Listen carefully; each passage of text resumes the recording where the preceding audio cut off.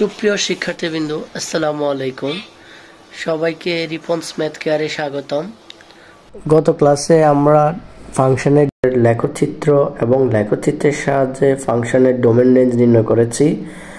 আজকে ক্লাসে আমরা ফাংশনের বিচ্ছিন্নতা এবং অবিচ্ছিন্নতা যাচাই করব। এভাবে আমরা প্রত্যেকটা ধাপের মাধ্যমে ক্যালকুলাসের গুরুত্বপূর্ণ অঙ্কগুলা শেষ করব। সবাই পাশে থাকো, সবগুলো ভিডিও ক্রমান্বয়ে পাবা। এখন আমাদের হচ্ছে ধাপ 3। ধাপ 3 এর মধ্যে কি বলছে, অবিচ্ছিন্নতা যাচাই করো x = -3 বিন্দুতে। তো অবিচ্ছিন্নতা যাচাইয়ের জন্য এই ফাংশনটা আমরা অ্যাজ ইউজুয়াল কাজ করে আসব। এখন হচ্ছে ধাপ 3 তে যে কাজটা করতে হবে সেটা হচ্ছে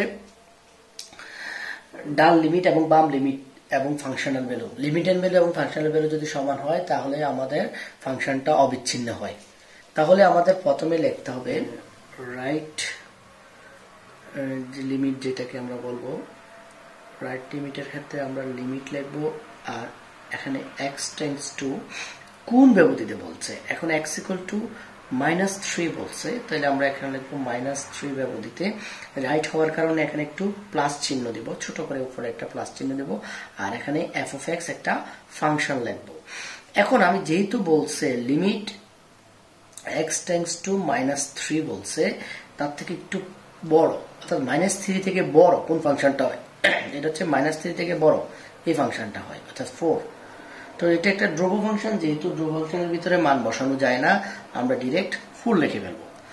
এবার left hand derivative, left hand লিমিটের যদি কাজ করি আমরা, x টেন্ডস টু এখানে হবে -3, এখানে মাইনাস হবে f(x). এখন যদি আমরা উপরে প্রয়োগ করি, কি লিমিটটা প্রয়োগ করি, সেটা হচ্ছে -3। এখানে দেখতে হবে -3 থেকে ছোট, 3 থেকে ছোট মান, তাহলে প্রথম ফাংশনটা হয় সেটা হচ্ছে 2x - 2। এবার আমরা কি করব, এই -3টা এখানে বসাই দিব, 2 এখানে -3 এখানে 2, এখানে হবে 6 - 2, রেজাল্ট হবে 4। এখন যদি আমি যে ফাংশনটা কাজ করতে দেব সেটা হচ্ছে ডিরেক্ট f(4). তো ডিরেক্ট 4 আছে, -3 আছে, সরি -3 আছে, ওইটা দিয়ে আমরা ক্যালকুলেশন করব। -3 আছে, এটা 4 ফাংশন যেটা, তাহলে এটা হচ্ছে কি ধ্রুব ফাংশনটা হয়। তাহলে আমরা একটা কাজ করতে পারি, ফাংশনাল ভ্যালু আর লিমিটেড ভ্যালু সমান হয়ে গেছে, যেহেতু আমরা লিখব যেহেতু right hand limit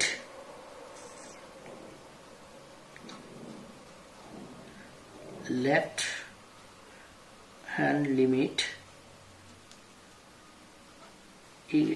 and functional value equal, সেহেতু